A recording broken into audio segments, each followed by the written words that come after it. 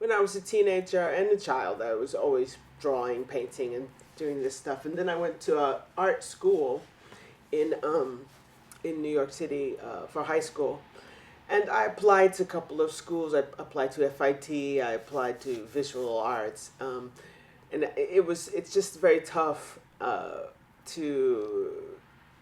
go to university in New York. And I started to just concentrate on other things that I could do without maybe the same type of education. You know, singer-songwriters, we tend to listen to the stuff we like and teach ourselves how to write songs. So that's something that happened for me. And then I moved to Europe, and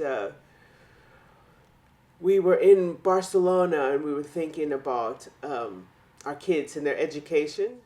We've been really pleased with the education system for the children, but especially for me, I got a chance to go back to school and study painting in Lahti at Lahden taideinstituutissa, which is scheduled to be closed quite soon. So I guess it was lucky that we came when we did to study there, and I think I started 2005. So it's 9 years ago that I started to study there, and I have graduated about 4 or 5 years ago. So I did Erasmus studies, exchange studies. It was the issue of my language skills in Finnish are very poor, and I've been trying to learn, and I do understand quite a bit. But of course, if you're talking about theory, art, and history, it's another thing. You know, when I was in lectures, I realized I wasn't going to get much of anything. I had papers that had all the history on it, so I went to London because we were encouraged to do exchange studies, but also because I wanted to take history there so that I understood what was happening and I was able to pass the course. But some funny things happened when I wanted to take the history class. It was actually the semester before. It was the autumn semester, which they offered it, and they didn't offer it in the spring semester. So I took some other classes about women in the arts and museology and things like this, which were good.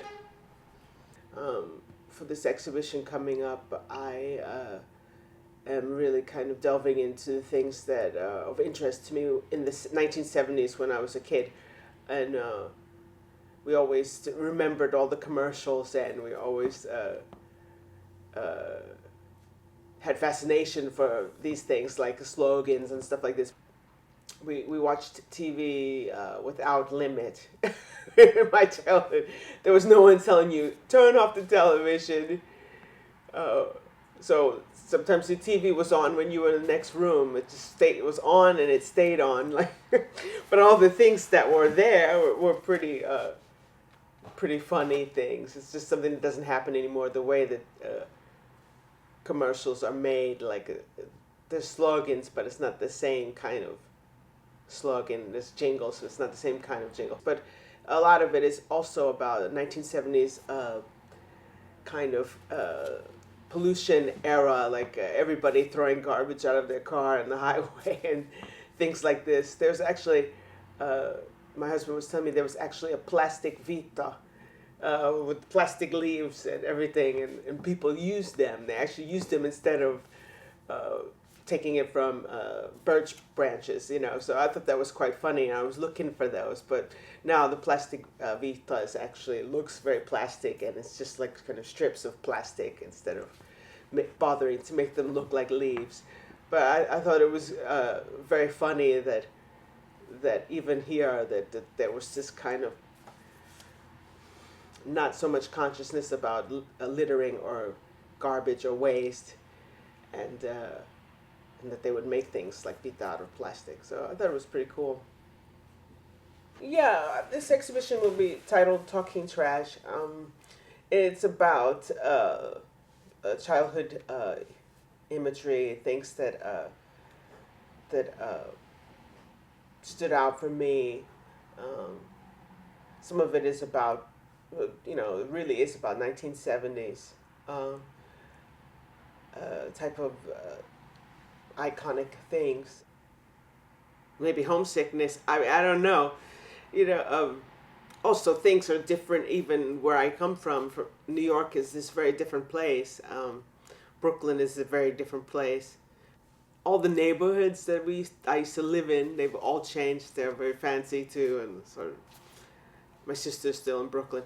I don't know.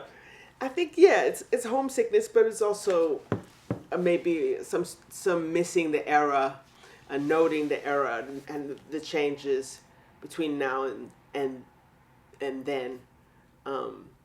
They come to mind. I just turned 50 in December, so there's a lot of nostalgia, and hopefully I have another 50 years. We'll see how things change between then and and now. But maybe it is like a nostalgia of those things.